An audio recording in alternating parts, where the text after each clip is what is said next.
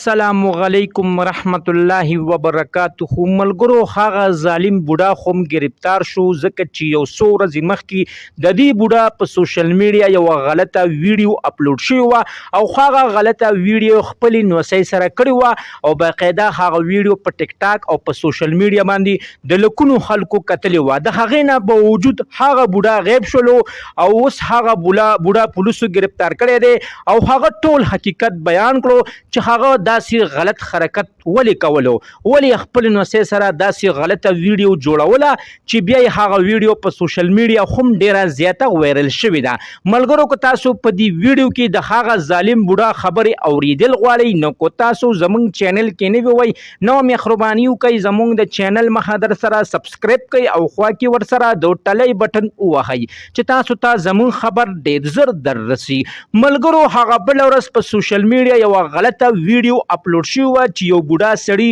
یوې پیغلی جینۍ سره یوه داسې غلطه ویډیو اپلوډ شوی وه چې کله به ځان سره په غېږ کې کېنوله او کله به ورسره داسې غلط حرکات کول ته وې کو دی چېرته کې خپله ښځه وه د هغې نه باوجود چې اوس هغه ویډیو ډېره زیاته وایرل شوې ده په هغې باندې د حکومت اکشن واخیستو او هغه ظالم بوډا یې ګرفتار کو د هغه بوډا دا وینا ده چې دا زما خپله نوسۍ ده زما د زوی لور ده او دا زما خپله نوسۍ ده او زما نه ډېره عظیمه غلطي شوې ده ځکه چې په هغه ورځ باندې په کور کې هېڅوک هم نو کور کې صرف زومه او زما دغه نوسۍ وه او ما دغه نوسۍ پسې تمانچه راواخیستله او ما ځان ته کیمره ونیوله او نوسۍ له مې دغه دمکي ورکړله که ته ما سره دغه رنګې حرکات نه کوي نو زه تا بیا په تمانچه باندې قتل کوم نو ملګرو خپله نوسۍ له دمکي ورکړې ده او خپله نوسۍ بیا د خپل نیکه نه هېرېدلې ده او د خپل د یره د لاسه خپل نیکه سره همدغه غلط حرکات کړي دي او باقاعده بیا هغه ویډیو په سوشل میډیا هم موجوده ده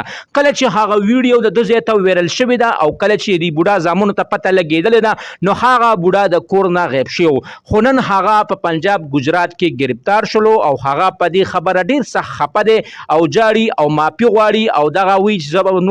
زه به نور نه پس نه موبایل استعمالوم او نه به زه ټیک ټاک استعمالوم خو اوس یې خپل زامن خو هم راغلي دي او زامن وایي چې موږ خپل پلار نه ماف کوو ځکه چې زموږ خو خپل پلار په شرمونو باندې شرمولی وو ځکه چې زموږ خو په قام قبیله کې ډېر غټ نوم دی زموږ خو رشتهداران دي زموږ خو تربوران دي او موږ خو دا ویډیو خو ټول دنیا کتلې ده د هر ملک خلکو کتلې ده موږ خو په شرمونو باندې وشرمېدو موږ خو د خدای پاک نه داسې پلار نه غوښتی چې زموږ پلار موږ په شرمونو باندې وشرموي نو ملګرو واقعي چې دې بوډا ډېر غلط حرکات کړي دي حکومت له پکار دی چې دې بوډا له ډېره سخته سزا ورکړي چې هر سړی هم په ټیک ټاک باندې او په سوشل میډیا باندې دغه رنګې غلطي ویډیوګانې اپلوډ کوي حکومت له پکار دی چې زر تر زره د هغه ظالمان گرفتاري او سریام د هغو له سزا ورکوي چې آینده څوک دغه رنګې غلطي ویډیوګانې ونه خېجوي او نه یې څوک اپلوډ کړي ملګرو زموږ د طرف نه دغه معلوماتو د دغه رنګې معلوماتو دپاره زموږ د چینل